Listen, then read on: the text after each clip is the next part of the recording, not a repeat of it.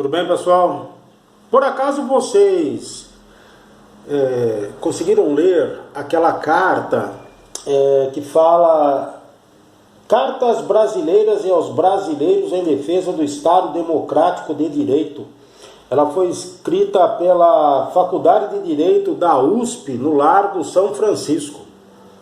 Vocês chegaram a ler isso? Pois é, eu li, rapaz, e eu fiquei indignado com o que está acontecendo, viu? Então eu fiz aí algumas marcaçõezinhas e eu vou passar para vocês aí o meu pensamento. Isso aí vai estar, inclusive, depois o link da carta para que vocês possam estar lendo também e entender melhor o que eu estou falando. Mas eu quero ser breve para que não passe dos 10 minutos, tá bom? Então é o seguinte, desculpa eu estar virando a cara aqui, mas você sabe como que é, para quem não tem toda aquela estrutura, tem que ser assim não. Denunciava a ilegitimidade do então governo militar. Quando que foi ilegítimo? Como que pode uma faculdade de direito, a segunda, acho que mais antiga do país, falar que foi eleito ilegitimamente o primeiro presidente do governo militar? Isso é mentiroso. Tanto é mentiroso que quem elegeu o primeiro presidente temporário, que foi uma presidência tampão, foi Ranieri Mazzini, eleito pelos próprios congressistas. Então como é que pode, se o Congresso elege temporariamente Ranieri Mazzini como o presidente provisório, dizer que isso foi eleito ilegitimamente? Então, quer dizer, tem mais coisa lá para trás, mas nada foi feito na ilegalidade. E exceção, eles falam. Quando teve estado de exceção? Gente, eu nasci em 1967, eu tenho 55 anos. Vou fazer agora, mês que vem. Eu não me recordo de momento algum que alguém da minha família ou dos meus amigos tenha passado por alguma situação de exceção. Nesse período do governo militar, meu avô foi vice-prefeito da minha cidade. Ele foi vice-prefeito da minha cidade. Desculpa os cachorrinhos aí, viu? Mas o que eu posso lhe dizer é muito simples. As pessoas, os meus amigos, as pessoas mais velhas, né? Meus tios, pais, avós, todas aquelas pessoas que viviam no meu entorno, que eram pessoas chegadas até a mim, em momento algum eu senti que eles foram ameaçados. Nenhum deles. Não existia estado de exceção. Existia sim um estado em que o bandido ia para a cadeia e ficava lá. Esse sim. Mas o resto? Não. Bandido que trocava tiro com a polícia ficava por ali mesmo, porque afinal das contas, se dizem que o bandido tem direito a fazer um assalto, a obrigação do bandido é se render diante da autoridade policial, tá bom? O Brasil superou a ditadura militar. Mas que superou o quê, gente? Ainda bem que teve a ditadura militar. Quer dizer, ditadura militar nunca existiu. Ditadura é o que está tendo lá na Venezuela. O cara entra e não sai. É lá em Cuba, o cara entra e não sai. Isso é ditadura. Aqui não, tivemos 5 presidentes, todos eleitos pelo Congresso. Que tipo de ditadura essa gente fala? Eu não consigo entender. Francamente, eu não consigo entender. Nunca houve ditadura. Houve sim uma caça aos comunistas, que no meu ponto de vista, comunista e nazista é a mesma coisa. Nazismo e comunismo são duas coisas que tinham que ser execradas do planeta Terra. Não pode ter isso mais. Como que pode vir com essa conversa mole? Ambos mataram milhões. Enquanto houve o Holocausto no nazismo, no comunismo houve o Holodomor. Procura saber um pouquinho a respeito de Holodomor. Vocês vão ver aqui que é isso. Se por um lado foram mortos em câmara de gás, paredão de fuzilamento, por outro lado, eles foram mortos pela fome. Fome, cara. E é isso que essa gente defende. Comunista, para mim, tem que estar tudo preso. Não é possível um negócio desse daí. Guarda, nunca houve ditadura no país. Isso é aquela coisa do você contar uma mentira várias vezes até que ela se torne verdade. Vai buscar os fatos e vocês vão ver. Quem é que vai caracterizar ditadura? Ninguém caracteriza ditadura, porque a hora que eles começarem a caracterizar ditadura, simplesmente ela perde essa narrativa. É só isso. Então não houve superação nenhuma de ditadura. O que houve foi exatamente um momento em que o governo militar e patriótico viu que as coisas estavam mais calmas e deixou a coisa andar normalmente. E de lá para cá, meu amigo, só Deus zebra, viu? Que pena, que saudade naquela época. Portanto, lá eles dizem da Assembleia Nacional Constituinte, que foi em 88. Pessoal, se aquela gente que tivesse lá, tivesse um mínimo de competência e capacidade para poder fazer uma carta magna, ela não seria o que ela é hoje, uma colcha de retalhos. E vocês sabem que vira e mexe aparece aí a tal da PEC, o projeto de emenda à Constituição. Vai emendar o quê? Que já está todo remendado. Não para mais. Vai ser uma coisa atrás da outra para poder ir se adaptando às necessidades dessa gente. Olha, meu amigo, vou lhe contar, minha amiga, vou lhe contar, viu? Não é fácil, viu? O Brasil não é para amadores, definitivamente. E o problema, sabe o que é? São vocês aí que ficam votando nesses políticos que não largam o poder. Político que fica mais que 2 eleições, mais que 2 mandatos, devia simplesmente ter vergonha na cara e não se reeleger mais. Qualquer político que fale, eu estou há mais de 30 anos no poder, no governo, numa vida ilibada, mentira. Este é o ditador da democracia. O cara não larga o osso, não vai trabalhar, não faz nada. Aqui também está cheio de gente assim, mas isso é assunto para outro vídeo. Por enquanto, o que eu posso lhes dizer é isso. A Assembleia Constituinte foi um engodo que criaram e está até hoje com problemas. Do restabelecer um Estado democrático de direito. Quando restabelecer Estado democrático de direito, gente? Quando? Não é possível. Não é possível. Essa gente aí acho que deve sofrer de algum problema complexo de alguma coisa. Não dá para entender isso aí. Não existe Estado democrático de direito e muito menos ainda que ele foi restabelecido. Se ele foi restabelecido, foi para quem tem grana, para quem tem poder. E mesmo assim, essa gente que tem grana não tem um Estado democrático de direito. Eles simplesmente pegam o dinheiro e compram o direito. É assim que funciona. Haja vista o próprio Lula. Tem cabimento o cara ir para a cadeia e depois o próprio STF liberar eles? Genuíno que estava na cadeia e tantos outros que também estavam? Daquela turma toda do PT? Não dá, né, gente? Não dá, né? O Legislativo e o Judiciário, todos independentes e autônomos. Ah, mas não dá, meu amigo, não dá. Todo mundo sabe que o Legislativo, seja ele na forma do Senado como da Câmara, tem o rabo preso com o STF. Tem o rabo preso. É por isso que Alexandre de Moraes, Gilmar Mendes, Rosa Weber, Barroso, Fachin, entre outros, fazem o que querem. Fazem o que querem. Sabe por que eles estão fazendo o que eles querem? Porque todos esses políticos que estão lá têm o rabo preso. Porque a demanda para colocar essa gente no olho da rua e demitir está na mão do Senado. Mas o Senado tem o rabo preso. Não são todos, mas tem.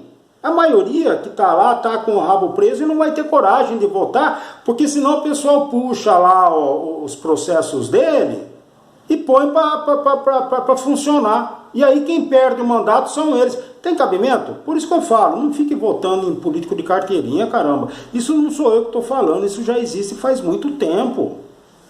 A grande realidade é que o STF está cheio de ativista lá, viu? Está cheio de ativista. Foi-se a época que aquele STF lá tinha alguma envergadura moral. Zelar pela observância do Pacto Maior, a Constituição Federal. Zelar pela observância. Mas que zelar da onde, cara? Fala pra mim o que o Alexandre de Moraes fez com Daniel Silveira, com Roberto Jefferson, com Alan dos Santos, com a Bárbara do canal Te Atualizei. O que esse cara fez? E que todos os juízes, promotores, desembargadores, todos se acovardaram. São covardes. Pois está vendo o cara lá fazer a coisa errada e não tem um para se manifestar contra. Não tem um para chegar lá e escrever uma carta de repúdio para tirar o cara de lá. Ele continua fazendo o que eles querem. Aquilo é ditadura.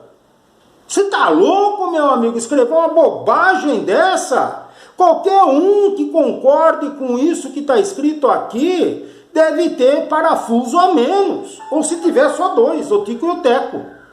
Cara, em nossa Constituição, todo o poder emana do povo.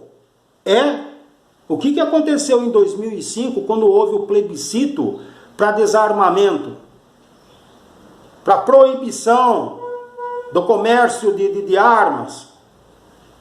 Quase 64% da população, praticamente 60%, foi 63%, 94%, votou contra, e eu fui um que votei contra. O que o canalha do Lula fez? Sabe o que o canalha do Lula fez? Ele simplesmente ignorou, porque foi na contramão daquilo que eles queriam. E está até hoje esse fantasma, esse encosto, infernando a vida da gente. E ainda tem pessoas que acreditam no desarmamento. Pô, vai desarmar bandido, cara, mas não desarma a gente. A polícia não dá conta de tudo. As urnas eletrônicas revelaram-se seguras e confiáveis.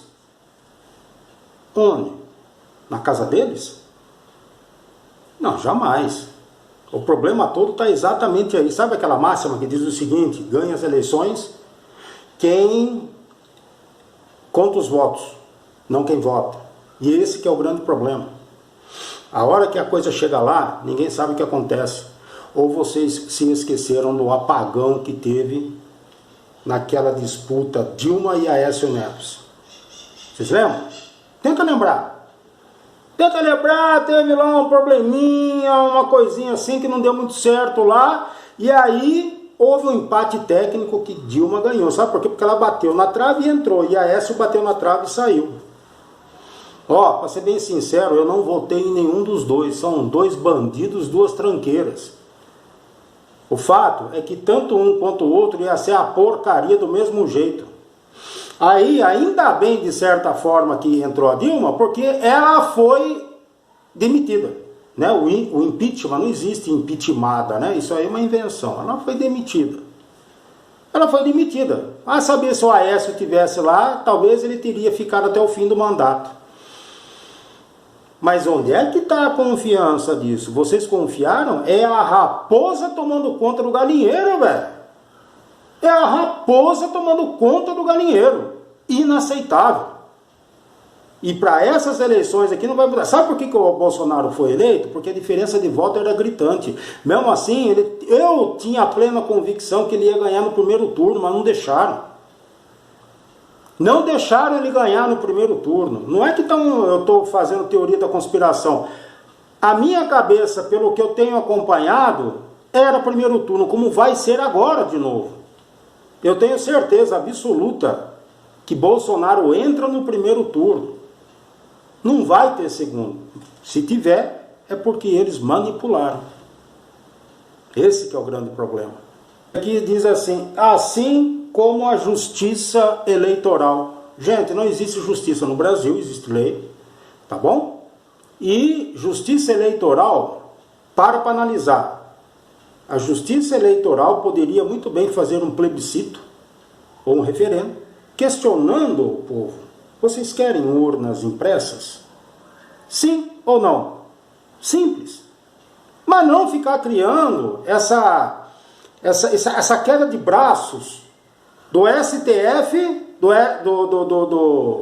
STE com a população. Meu amigo, qualquer pessoa que defenda a transparência tem que ser ouvido. Tecnologia já existe. E investimento, você pode ter a certeza absoluta que vai custar muito menos do que os 4,2 bi que foi autorizado pelo Congresso para poder bancar as eleições a título de dinheiro de fundo perdido. Nunca mais nós vamos ver essa grana devolvida. Não dá, gente. Isso daí é piada. É piada. Qualquer pessoa que acredite numa falácia dessa daí não tem neurônio.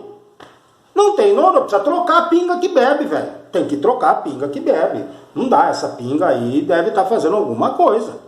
Pleitos por maior respeito e igualdade de condições em matéria de raça, gênero e orientação sexual ainda estão longe de ser atendidos com uma devida plenitude. Putz grilha, rapaz, ó, quase que eu falo um palavrão aqui. Isso daí é populismo. Você já ouviu falar em populismo? Sabe o que eles estão...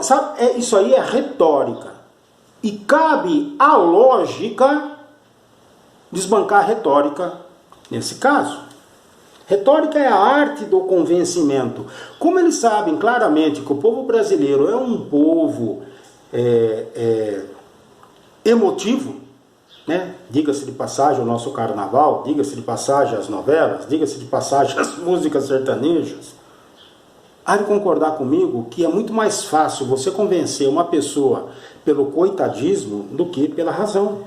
É assim que funciona. Agora veja bem, por que eu falo que isso é populismo? Porque orientação sexual e gênero representam insignificantes 3% da nossa população. 3%. Já exatamente do outro lado, os negros são a maioria no Brasil.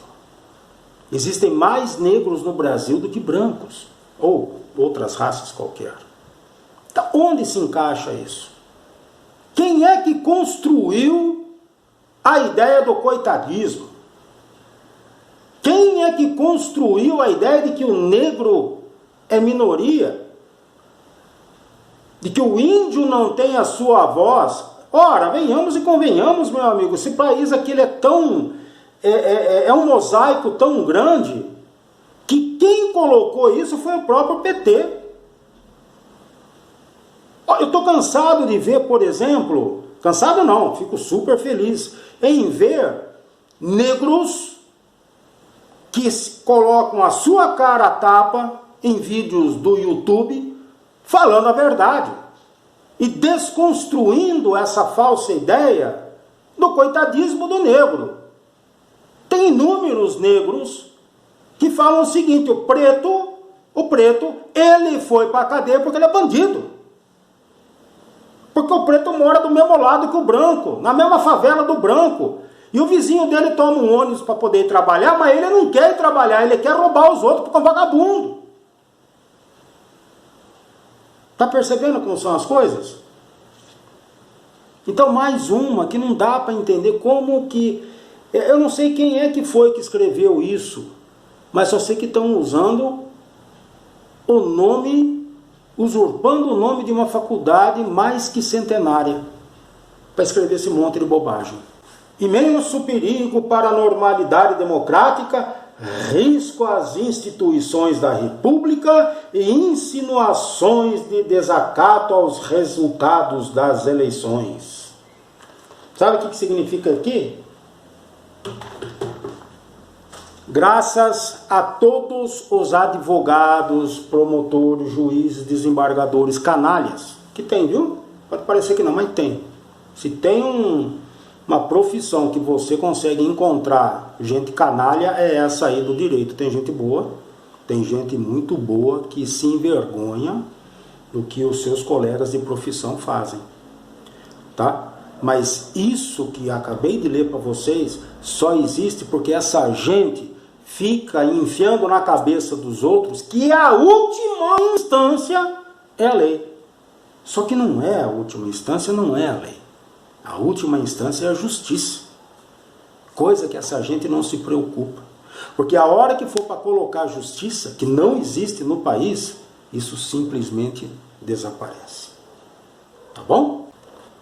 Ataques infundados e desacompanhados de provas questionam a lisura do processo eleitoral e o Estado, de novo, ó, Estado democrático de direito tão duramente conquistado pela sociedade brasileira. Não, o povo nunca lutou por Estado democrático de direito. Ele luta por salários, ele luta por saúde, ele luta por educação. Ele nem sabe o que é Estado democrático de direito, porque o povo, quando come mortadela, peida mortadela. E essa gente come mortadela e peida presunto Parma. É por isso que escreve isso.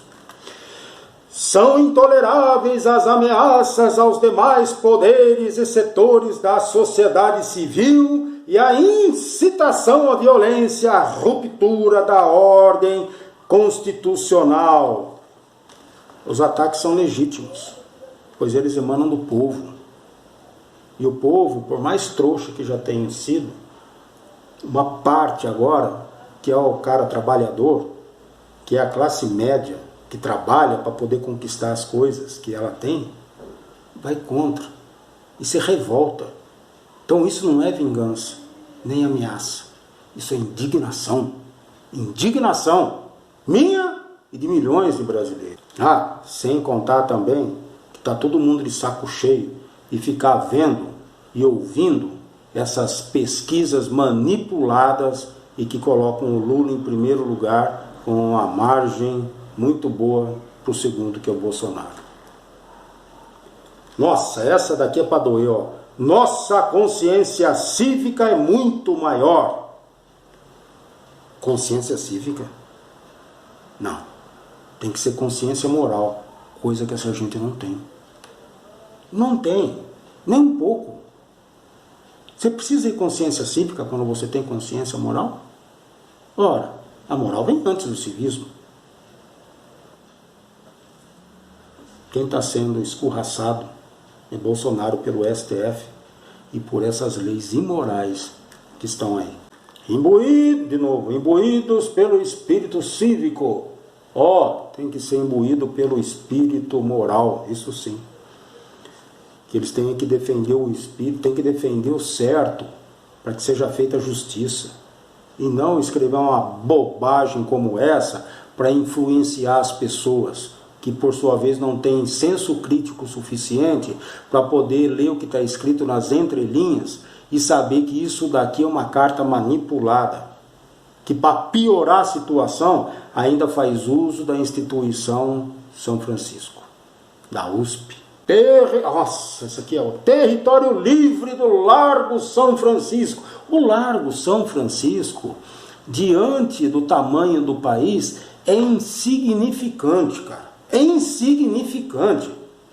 Território livre tem que ser o país todo e não só aquele cocô de um parasita qualquer. É isso que é o Largo do São Francisco. Quer dizer, foi isso que essa gente transformou o Largo São Francisco em algo tão insignificante que nem o parasita não é o cocô do parasita. No Brasil atual não há mais espaço para retrocessos autoritários. Pô, mas então por que vocês escrevem uma bobagem dessa daqui? Né? Olha aqui. Como é que você consegue falar que não existe autoritarismo depois de ter um Dória? Eu não sei como foi nos outros estados, mas aqui em São Paulo tivemos o Dória. E o cara foi tão escroto, foi tão chato, foi tão ditador, que finalmente ele conseguiu se convencer de que ninguém mais quer saber dele, nem para síndico de prédio. A negada não confia, o povo não confia nele, nem para tirar as pedrinhas da tômbola lá de joguinho, como é que chama mesmo aquele, do bingo, sabe bingo de igreja? Aquele bingo lá que arrecada uma graninha para a igreja, para trocar o piso, pintar a parede, aquela coisa toda. Nem para isso o povo confia mais no Dória, nem para tirar as pedrinhas do bingo. E aí vem falar de ditadura de quem? Ditadura da lei? Ditadura de uma lei que sequer Alexandre de Moraes está respeitando? Usando da Constituição para limpar o fiofó dele? Cadê vocês, advogados? Cadê a OAB que é mancomunada com isso também? Que até então tinha aquele tal de Santa Cruz lá, que é um comunista assumido. Depois saiu ele, sei lá quem que entrou. Mas cadê você, juiz? Cadê você, desembargador? Cadê você, promotor? Cadê você, OAB, para chegar para esse Alexandre de Moraes e para essa gente do STF tomar jeito? Seu bando de covardes! Que vocês estão aí sossegados, porque mesmo que vocês façam qualquer coisa, o salarinho de vocês vem. E vocês adoram uma adulação. Não vem não, não vem não. Que vocês são formados lá, seja lá onde vocês sejam formados, para vocês estarem aí onde vocês estão, vocês têm por obrigação moral defender o certo. E não calar a boca e virar a bunda para aquela gente do STF. E aí eles encerram: Estado democrático de direito, sempre. É lógico, tinha que fechar com uma piada, né? Não tem cabimento, tem que fechar com uma piada, lógico. Se não fosse uma piada, só levando na brincadeira isso que eles escreveram, tá certo? Bom, eu sei que eu passei os meus 10 minutos, mas enfim, tá dado o recado. Tá joia? Eu espero que vocês reflitam sobre o que eu disse. Eu não vou pedir desculpa para ninguém. E daqui a pouco, se vocês não me verem mais, é porque com certeza alguém mandou me prender. Tá joia? Vote Bolsonaro. Ele, embora não seja a melhor opção, ele é a única. E não dilua seu voto. Não jogue numa terceira via. Não vai resolver você votar em Moro não, em Ciro, Simone Tebet, ou seja lá quem for. Isso é diluir o voto. Isso é a mesma coisa que está votando por Lula. Vote Bolsonaro. Até mais.